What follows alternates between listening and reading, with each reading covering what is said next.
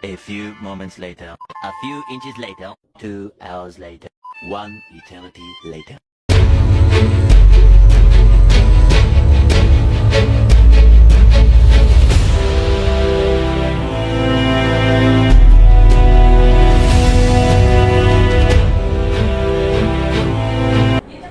Selamat pagi pemirsa, seputar informasi kembali hadir di sela-sela aktivitas Anda. Bersama saya Fatma yang akan membawakan berita terbaru dan terpercaya 4 November 2024.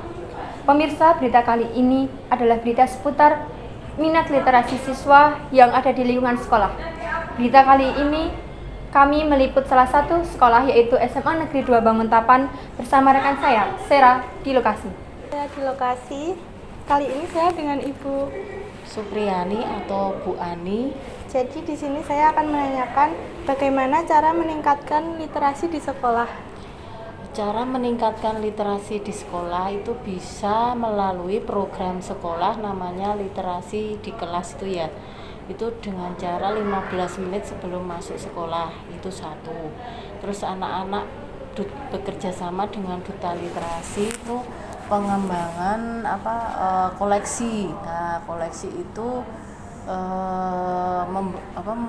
memotivasi anak untuk menyumbangkan buku supaya nanti kalau anak-anak membaca itu bisa ke perpus dan meminjam buku itu.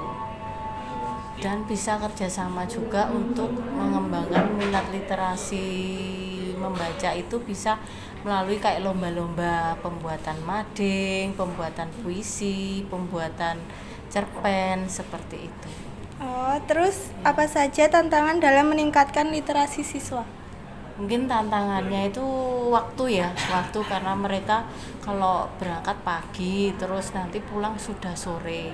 Lah di jam-jam pelajaran itu sendaknya itu kita juga harus bekerja sama dengan duta literasi dan guru bahasa untuk memajukan literasi itu dengan cara yaitu melakukan program kayak contohnya pelajaran bahasa Indonesia, guru-guru mengajak ke perpustakaan untuk meminjam buku, terus membuat cerpen atau membuat puisi atau membuat cerita lainnya.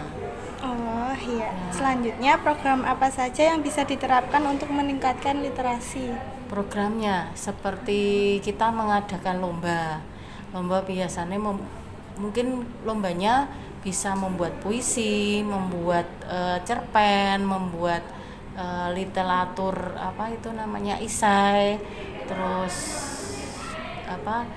lomba-lomba kayak mading, terus lomba-lomba seminar itu poster seperti itu. Baik, terima kasih. Kembali lagi bersama Fatma di studio. Informasi selanjutnya akan dilanjutkan dengan rekan saya, Afnan. Dengan Afnan, saya di lokasi dengan Bu Lilik, Kepala Perpustakaan. Fasilitas apa saja yang ada di perpustakaan? Oke, selamat pagi teman-teman. Izin menjawab, guys. Sebelumnya perkenalkan dulu, saya Lili Ardianingsih. Saya selaku Kepala Perpustakaan di SMA Negeri 2 Banguntapan. Untuk pertanyaannya tadi fasilitas ya Mas ya? Yeah. Fasilitas apa yang ada di perpustakaan? Baik, seperti yang kita lihat, guys, setiap hari kita ketika masuk di dalam perpustakaan, maka untuk yang pertama kali kita lihat adalah ruang perpustakaan yang paling depan atau kita menyebutnya dengan ruang baca. Di situ kita ada banyak sekali koleksi yang bisa kita manfaatkan sebagai sumber belajar. Kemudian ada ruangan tengah, ruang lesehan juga bisa digunakan. Kemudian yang paling belakang ada ruang referensi atau ruang audiovisual. Nah, untuk layanan atau fasilitas itu kita semua ruangan sudah full AC, kemudian full wifi juga. Kemudian juga ada beberapa PC atau komputer yang kita sediakan khusus untuk pengunjung perpustakaan untuk menunjang kegiatan literasi. Jadi bisa digunakan untuk browsing atau mencari informasi yang pengunjung butuhkan, begitu. Kemudian juga ada beberapa koleksi, beragam koleksinya dari fiksi maupun non-fiksi. Kemudian juga ada koleksi referensi yang bisa juga dimanfaatkan untuk sumber belajar. Begitu, Mas. Baik, lalu yang kedua, apa tata tertib apa saja yang ada di perpustakaan?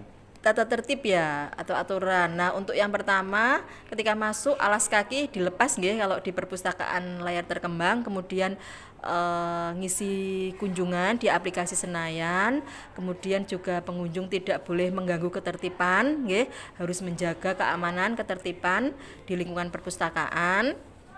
Kemudian juga berpakaian yang rapi, yang sopan, tidak boleh gaduh. Kemudian penting juga yaitu tidak boleh membawa makanan atau minuman di dalam perpustakaan. Kurang lebihnya seperti itu. Ya, baik. Lalu yang ketiga, layanan yang ada di perpustakaan apa saja, Bu? Layanan yang ada di perpustakaan, untuk yang pertama jelas kita melayani untuk layanan sirkulasi atau pinjam buku yang ada di perpustakaan. Kemudian ada layanan referensi nggih. Bedanya kalau layanan pinjam sama layanan referensi, kalau layanan pinjam atau sirkulasi itu anak-anak bisa meminjam buku yang ada di perpustakaan kemudian boleh dibawa pulang koleksinya nggih, untuk jangka waktu tertentu misalnya 1 minggu, kemudian sudah selesai terus dikembalikan ke perpustakaan. Kalau referensi itu anak-anak hanya boleh meminjam bukunya itu atau menggunakan bukunya itu di lingkungan perpustakaan, jadi di dalam, di area, tidak boleh bukunya dibawa pulang. Kenapa? Karena itu adalah koleksi referensi, artinya koleksinya itu terbatas. Nanti kalau dibawa pulang sementara ada pengunjung lain yang membutuhkan jadi terkendala.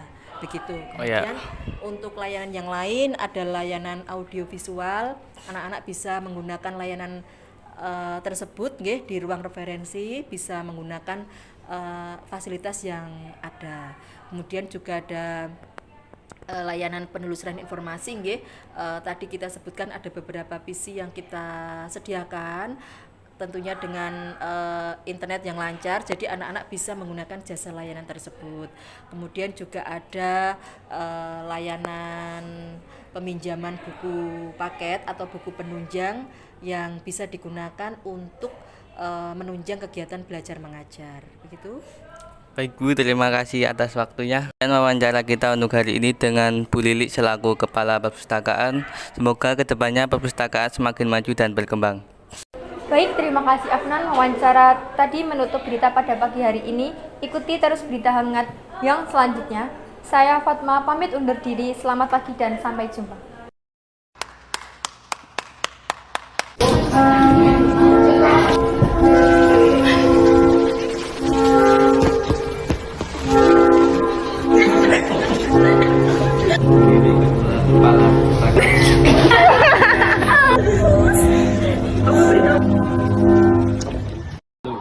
Sekian vlog berita dari kelompok kami.